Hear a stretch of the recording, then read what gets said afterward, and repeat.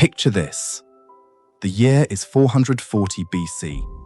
Athens has just reached maybe 300,000 people, including the port of Piraeus. Not the largest city in the world, but arguably the most influential. Pericles is at the height of his power. The Parthenon gleams white on the Acropolis. The Delian League pays tribute. Athens is rich, confident, and inventing democracy. But what was it actually like to spend a single day here? Not as Pericles or Socrates, but as an ordinary citizen navigating the birthplace of Western civilization. Using AI trained on archaeological evidence and historical records, we've reconstructed what 24 hours in Golden Age Athens actually looked like. No philosophy lectures, no just the monuments. We're talking about the real city, the slaves doing all the work, the women locked inside, the democracy that only applied to about 10% of the population. From dawn to midnight, this is what life was actually like in ancient Athens. Let's step back 25,500 years. The sun rises over Mount Hymettus, and Athens is already moving. You're a citizen. That's important. Your father was Athenian. Your mother the daughter of an Athenian. You're male over 18, and you've completed your military training. That makes you one of maybe 30,000 citizens in a city of 300,000 people. Everyone else, medics, foreigners living here, slaves, maybe 100,000 of them. Women and children who don't count politically at all. Your house is small, tucked into a narrow street in the residential quarter below the Acropolis. The walls are plain mud brick. No windows facing the street, just a wooden door. Everything opens inward to a small courtyard. Inside, it's dim. Your wife and daughters are already up grinding grain for bread. Slaves, if you can afford them, are fetching water from the public fountain. Women don't leave the house much. The Guinness, the women's quarters, is where your wife spends most of her life. Spinning wool, raising children, managing the household. She won't join you today. She won't join you for anything public. You eat a simple breakfast, bread dipped in wine, maybe some figs or olives. Athenians don't eat much in the morning. Outside, the streets are narrow, winding, unpaved. The city wasn't planned like Rome. It just grew organically over centuries. Mud when it rains, dust when it's dry, garbage tossed into the streets, pigs roaming around eating the waste. This is the birthplace of philosophy, and it smells like a barnyard. By mid-morning, you're heading to the Agora, the heart of Athenian life. This isn't just a marketplace. It's where democracy happens, where philosophy happens, where everything happens. The Agora is a large open plaza surrounded by stores, long covered colonnades where people gather to escape the sun. On one side, the painted store, its walls covered with murals of Athenian military victories. On another, shops selling everything from pottery to slaves. And in the middle, chaos. Merchants hawking goods, slaves carrying water jars, medics running businesses, citizens arguing about politics. You stop at a stall selling fish from Piraeus, the port 5 miles away. The seller is a medic, a foreigner. He can live here, work here, pay taxes here, but he can't vote, can't own land, can't be a citizen. That's reserved for people like you. Near the Tholos, the circular building where the executive council works, a crowd is gathering. Someone's proposing a new law. In Athens, any citizen can do this. You just need to convince the assembly. A man is speaking, gesturing dramatically. He wants to increase the tribute from the allied cities. Use the money for more temples, more public works. Another citizen challenges him. This will anger the allies. Athens is supposed to be leading a defensive league, not an empire. The argument gets heated. Voices rise. Hands wave. This is Athenian democracy in action. Loud, chaotic, direct. No representatives.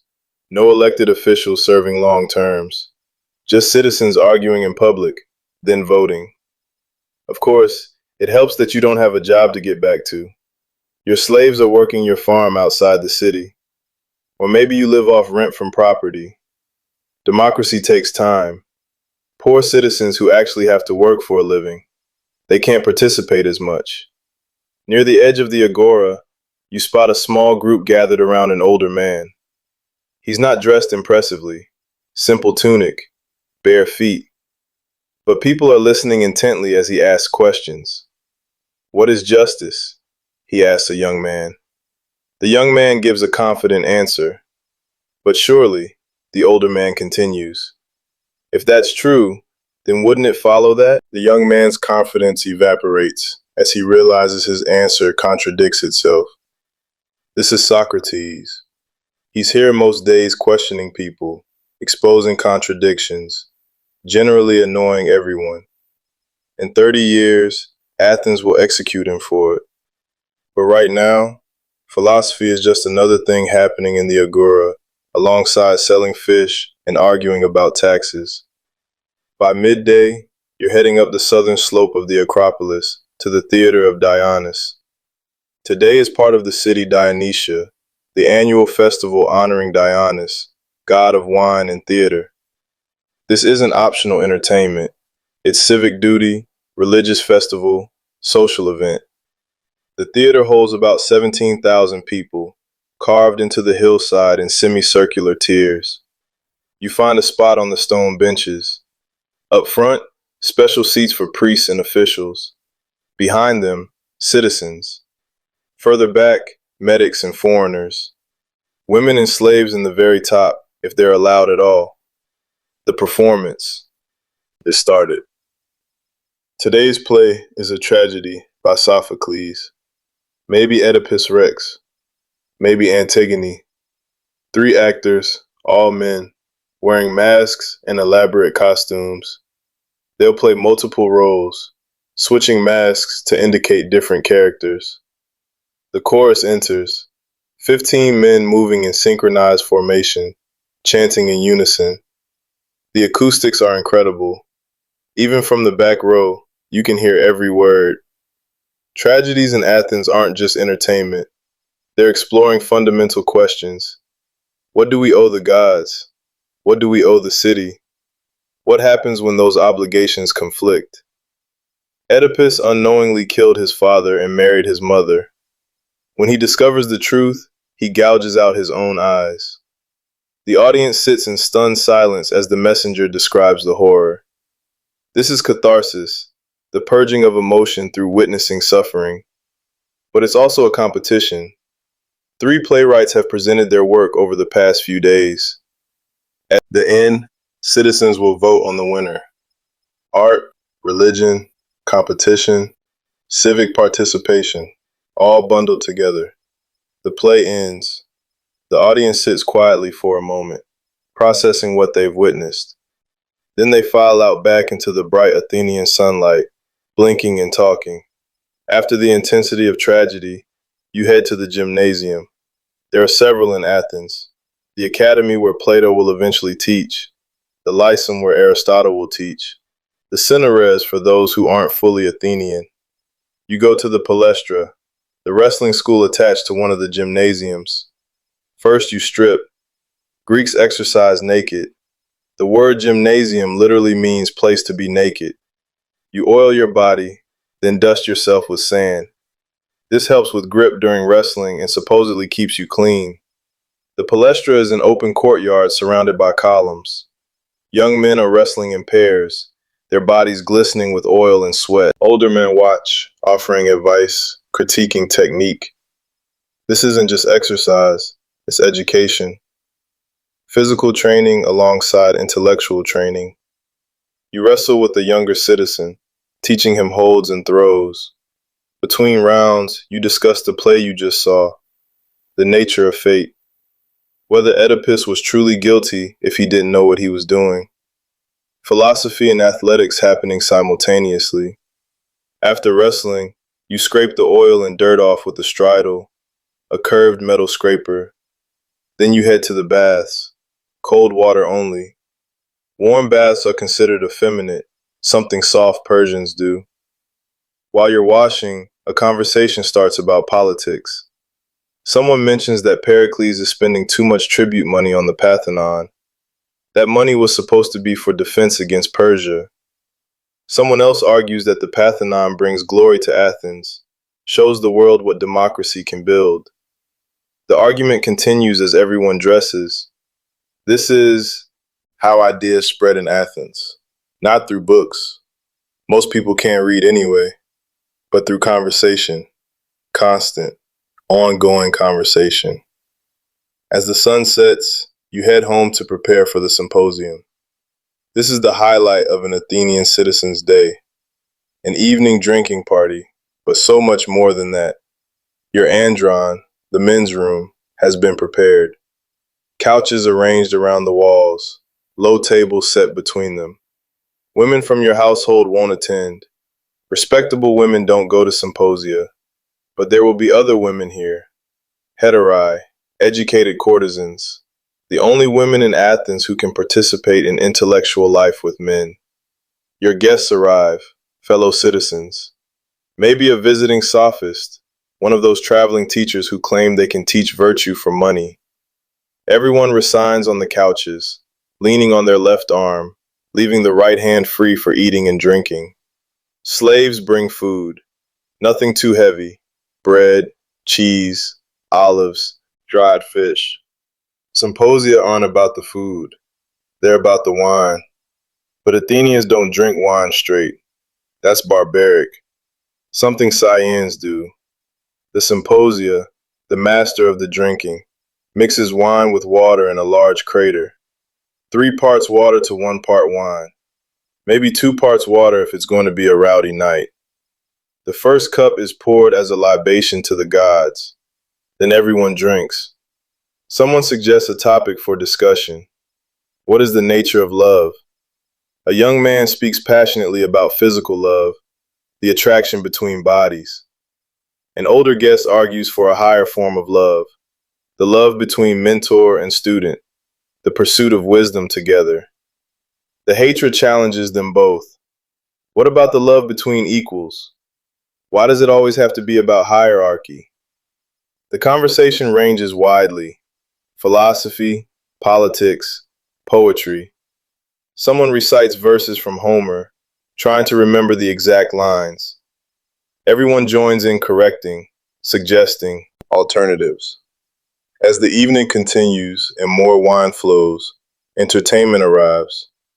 A flute girl plays music. An acrobat performs tricks.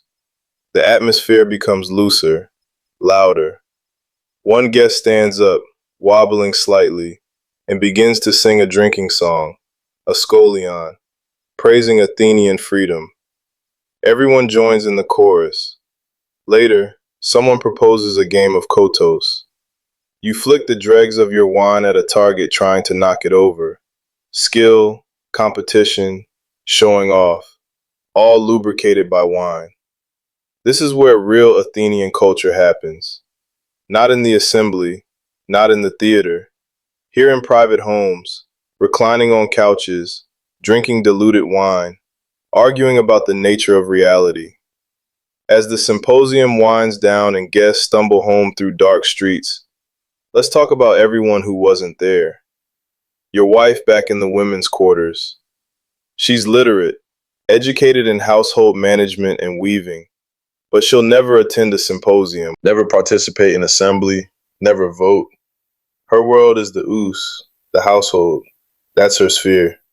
The slaves who serve the food, mix the wine, cleaned up after. Maybe they're war captives from Athens' many conflicts. Maybe they were born into slavery. Maybe they're Greeks from other cities who got unlucky. They outnumber citizens. They do most of the actual work, and they have no rights whatsoever. The medics who run many of the businesses, who build the ships, who can't own land or participate in democracy, no matter how long they live here. And beyond Athens in the countryside, the farmers who can't afford to spend all day in the agora or the gymnasium, who struggle to attend assembly because they have crops to tend. Democracy, but only for some. Philosophy, but only for those with leisure. Freedom, but built on slavery. So that was 24 hours in ancient Athens, not the idealized vision of philosophers in toga discussing eternal truths.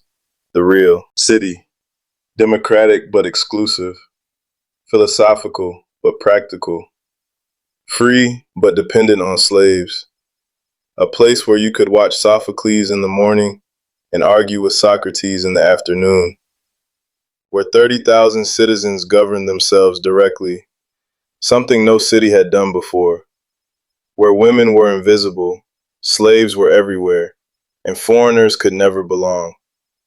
Athens invented democracy, philosophy, drama, history, but it also invented the contradictions we are still grappling with.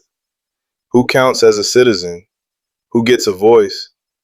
What does freedom mean if it depends on someone else's bondage? The Parthenon still stands on the Acropolis, gleaming white marble visible for miles. But the real Athens was messy, complicated, and deeply human, just like the cities we live in today. Thanks for watching Time Warp Cities. Creating these reconstructions takes enormous amounts of research and time, piecing together fragments of the past into a coherent day. If you enjoyed this journey through ancient Athens, hit subscribe for more immersive history and drop a comment. What city should we spend 24 hours in next? As always, we'll see you in the